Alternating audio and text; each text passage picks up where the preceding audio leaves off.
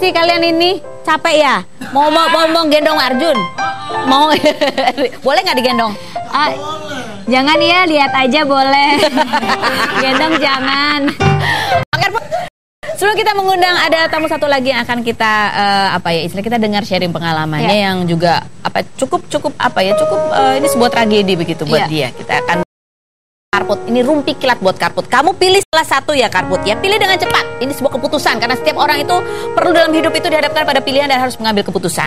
Pilih Erik Iskandar atau Baby Arjuna. Baby Arjuna. Cie, cepet ya. Iya. Karena kalau Erik sayang pasti dia milih Arjuna juga. Gimana Erik? Udah sayang Erik? Ditawari foto seksi atau ditawari nyanyi dangdut? Nyanyi dangdut. Emang kenapa kalau foto seksi? Janganlah, aku kan sekarang udah jadi ibu. Oh gitu, jadi berubah sekarang. Arjuna bingung, waduh. Jadi kamu bisa sekarang nyanyi dangdut? Enggak bisa sih, ya mendingan nyanyi dangdut ya. Pilih mana? Foto seksimu tersebar luas atau kasus prostitusi online? Aduh, enggak dua-duanya. Enggak dua-duanya. Pernah ada foto seksi kamu di? Enggak. Enggak ada. Banyak job tapi dimusuhin ibu atau sepi job tapi hubungan dengan ibu baik-baik saja? Sepi job tapi hubungan ibu baik. Oke. Pria bule atau lokal? Bul katanya.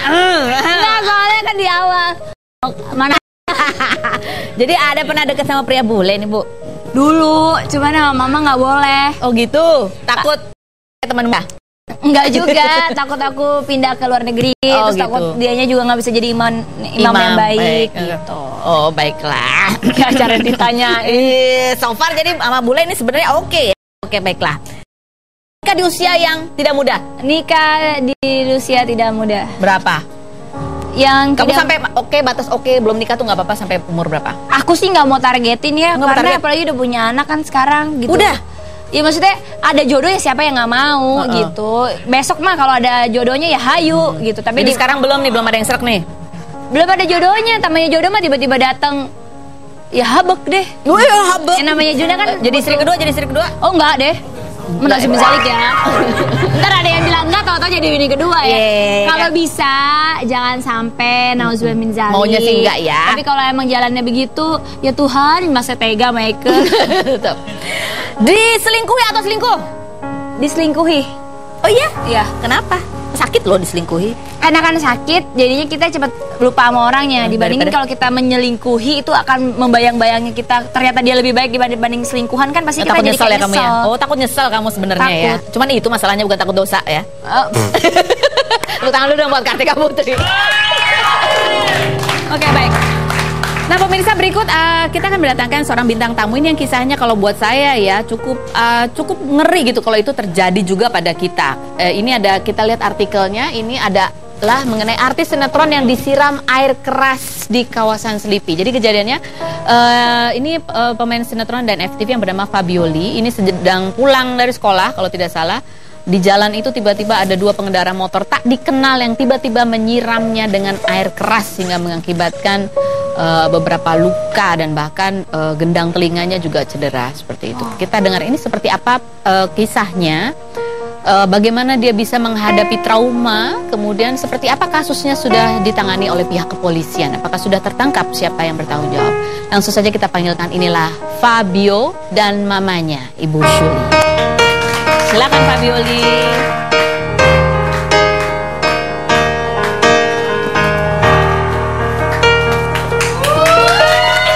Halo, terima kasih sudah datang. Terima kasih Tante sudah datang. Oke, silakan duduk di sini. Silakan. Ya. Oke, ini Fabioli nih kemarin saya baca beritanya kemarin sudah bertanya lagi ke pihak kepolisian ya Tante. Sejauh mana perkembangan kasusnya? Sudah sampai mana? Belum tahu sejauh mana, belum ada tersangka, belum ada diketahui. Tapi Tante sudah ada kecurigaan apakah ini memang motifnya balas dendam atau hanya iseng belaka? Kayak balas dendam. Kayaknya balas dendam. Kenapa Tante bisa mengatakan itu? Sebelum 3 minggu sebelum kejadian, ada teman saya telepon saya. Bilang apa? Bertanya sekolah di mana, berangkat jam berapa, pulang jam berapa. Teman itu yang bertanya? Iya, teman saya. Curiga nggak waktu itu? Nggak curiga, karena teman baik. Teman baik? Iya. Oke. Kemudian setelah kejadian ini, Tante bertanya lagi ke teman ibu? Sudah lost kontak semua. Lost kontak semua? Rumahnya dia udah pindah, teleponnya semua udah nggak aktif. Oke. Memang ada pernah kejadian apa dengan teman baik itu sehingga dia Ya ada kelas pribadi. ada kelas pribadi? Soal apa? Hutang? Enggak, cuma ada salah-salah bicara aja. Salah bicara seperti itu. Memang pada saat dia bertanya anaknya sekolah di mana itu memang sedang ada masalah. Udah nggak masalah itu. Padahal sudah tidak ada iya, masalah. udah hubungannya udah baik. Udah baik. Oke. Kemudian ini sudah dilaporkan ke polisi kecurigaan ini? Udah aku kasih tahu. Terus polisi tanggapannya bagaimana? Tanggapannya karena apa? Buktinya nggak kuat. Buktinya tidak kuat. Orangnya pindah dan tidak bisa diminta keterangan atau bagaimana? Nggak tahu di mana sekarang. Nggak tahu di mana sekarang. Udah 5 bulan nggak tahu di mana dia posisinya. Teman-teman yang lain juga tidak ada yang tahu. Nggak ada yang tahu. Oke, baik. Nah, ini Fabioli mungkin boleh apakah kamu bisa menceritakan kembali seperti apa sih waktu itu kejadiannya? Pulang sekolah. Baru pulang sekolah. Tiba-tiba aku ngerasa ada ngikutin dari belakang, terus aku nengok, terus aku bilang ke teman aku, itu kayak orang yang ngikutin gue deh. Terus teman aku langsung ngerem, terus orangnya itu langsung mepet ke kanan, terus dia cuma bilang gitu. Terus dia ketawa-tawa dulu, langsung disiram. Masih inget orangnya nggak sih? Enggak ingat. Jadi kamu waktu itu naik motor pulang ya? Naik motor. Terus orang itu langsung menyiram. Apa yang kamu rasakan waktu dia? Panas. Kena bagian apa? Bagian kanan semua kena. Kanan semua kena.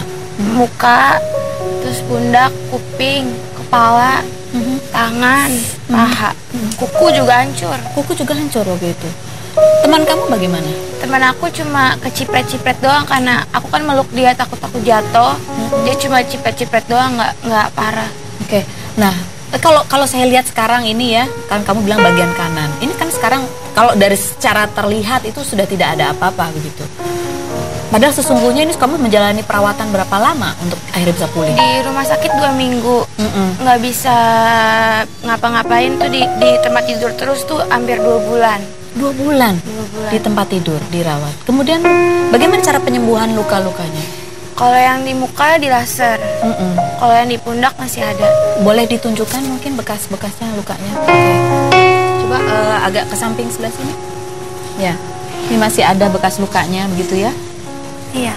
Ini masih ada lagi di bagian tubuh yang lain? Kuping dalam. Di telinga, di bagian dalam. Apa yang terjadi dengan telinga bagian dalam? Ke gendang telinganya masuk air kerasnya. Oke. Sehingga? Jadi gendang telinganya bolong. Jadi apa? Kamu nggak bisa dengar sebelah sini. Sebelah kanan tidak bisa dengar. Oke. Nah, pada saat kamu terkena air keras, rasanya panas gitu. Apa yang kamu langsung refleks tutup mata, takut aduh gue buta gitu. Aku langsung nggak teriak-teriak, langsung peluk teman aku. Terus teman aku langsung kayak bawa aku ke asrama, kan ada deket asrama gitu, terus langsung diselamatin orang. Diselamatin orang pada saat itu. Pasti ada rasa takut luar biasa. Iya. Apa yang langsung terbayang dalam ketakutan paling besar apa yang kamu bayangkan? Buta. Takut buta. Takut muka hancur. Takut muka hancur. Kamu membayangkan masa depan kamu seperti apa waktu itu? Ada Iya, nggak kekhawatiran? Takut. Soalnya pas hari pertama kejadian muka aku bengkak sampai hitam. Mata sebelah sini nggak bisa dibuka, bibir nggak bisa dibuka. Terus pas diselamatin aku lihat kaca, muka aku hancur gitu. Langsung cuma pengen ketemu mama doang. Pengen ketemu mama. Terus ketika kamu bertemu mama, sedih lihat mama takut. Mama kayak gimana banget gitu. Soalnya aku baru teleponan sama mama minta beliin obat waktu itu. Tiba-tiba di telepon aku ya kesiram. Mama bilang apa waktu ketemu kamu? Mama bilang Ayang harus kuat gitu.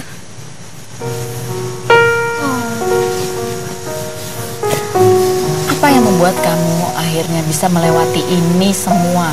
Pasti ada banyak ketakutan, takut buta, melihat wajah kamu masih muda, main sinetron begitu. Bayangan buruk apa saja yang pernah terlintas? Takut gak bisa sembuh, takut muka aku hancur permanen, takut diledekin sama orang-orang. Takut gak bisa dengar selamanya, takut selalu dihantuin rasa takut gak punya temen. Takut gak punya temen. Dan ada traumakah saat ini ketika kamu ada di tempat umum? Karena ini kan waktu itu kamu dikuntit orang gitu. masih ada ketakutan seperti itu? Tidak aman? Sampai sekarang naik motor takut. Naik motor takut? Ketemu orang, saya jalan kemana terus ada orang tiba-tiba deket-deket itu takut, bawaannya takut. Takut disiram lagi. Takut disiram lagi. Jadi apa, refleks gitu menjauh? Iya, takut. Nggak mau keluar kalau nggak ada mama, kalau nggak sama keluarga nggak mau. Sampai sekarang? Sampai sekarang. Jadi kejadian ini terjadi pada bulan Januari tahun ini ya? Oke. Apa yang membuat kamu akhirnya bisa melewati ini semua? Kekuatan seperti apa yang diberikan oleh keluarga? Mama selalu ada sih, mama, keluarga, tante, teman-teman selalu ada. Terus gara-gara kejadian ini jadi lebih mau dekat sama Tuhan.